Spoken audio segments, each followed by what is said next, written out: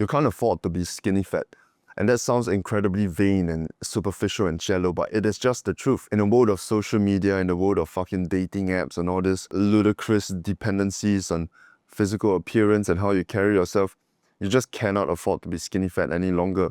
If you wish to be extraordinary, if you wish to get what you want out of life, if you wish to attract a lot of girls, if you wish to be very respected, if you wish to be admired and looked up to, of course, having skills and having the competence to get something done and be resourceful is very important. And you know, that's a reason why a lot of people can just easily say that looks doesn't matter, you shouldn't be so shallow and superficial, because they're afraid that it kind of clings to your self-worth and you feel terrible about yourself. But if you see it logically, there is nothing that's going to harm you from looking good.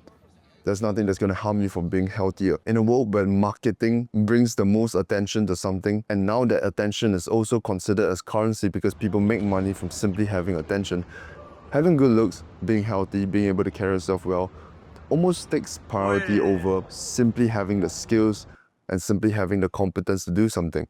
And the resources, how you present yourself, is way more important nowadays. If you look at a product, a lot of the times they are phenomenally good products.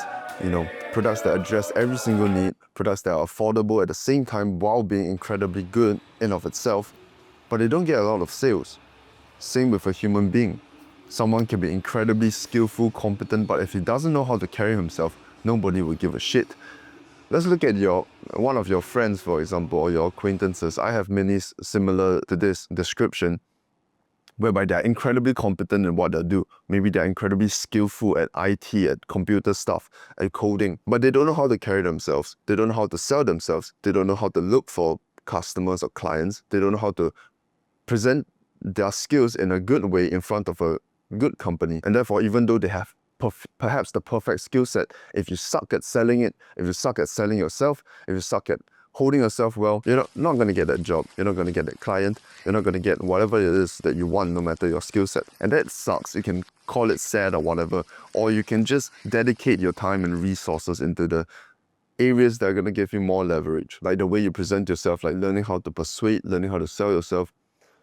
And you can sit and say that it's a shallow, superficial, and funny, meaningless thing. Or you can simply accept that that is something that's going to give you way more leverage. Beggars can't be choosers. And if you wish to be a chooser, if you wish to have some sort of influence and control over your own life and the people around you, especially if you're a guy, it is a simple fact that you cannot afford to be skinny fat. You cannot afford to have acne, you cannot afford to be unhealthy, you cannot afford to not be able to carry yourself well, not be able to present yourself, not be able to sell yourself through your words. In a world where appearances matter, you can sit and be a retard about it and complain about how shallow that is and how shameful it is to judge people based on their physical appearance or how they present themselves or what kind of person you perceive them to be immediately. And you should always try to, don't judge a book by its cover and try to understand someone as much as you can. While these are amazing virtues, while it is great to be an empathetic, all-encompassing kind of guy, it is just not realistic. It is just not logical to think that you should not, leverage off the fact that people do care about physical appearance, people do care about how you present yourself. And just think about how skills and resourcefulness are the most important thing. And they are important. Don't let that stop you from developing what also really, really matters. And your insecurity will pop up.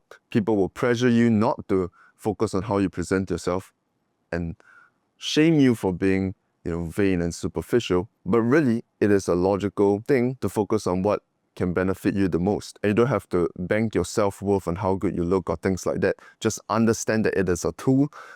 These vanity metrics are all a tool in order to get the fulfillment you want, the progress you want to make, receptiveness you want from people. It is simply a tool, and you don't need to make it a part of your identity. You don't need to bank your self-worth and your self-esteem onto it or your dignity. You just need to understand that it is a logical tool. In today's day and age, if you do want real external results, you have to be able to carry yourself well and present yourself well. You have to be able to look good, be healthy, and understand social realms and how you carry yourself within that. As gay as it sounds, it is what will give you the most leverage, and it's just something that you can choose to leverage off of or complain about. Or you can just do both like I do.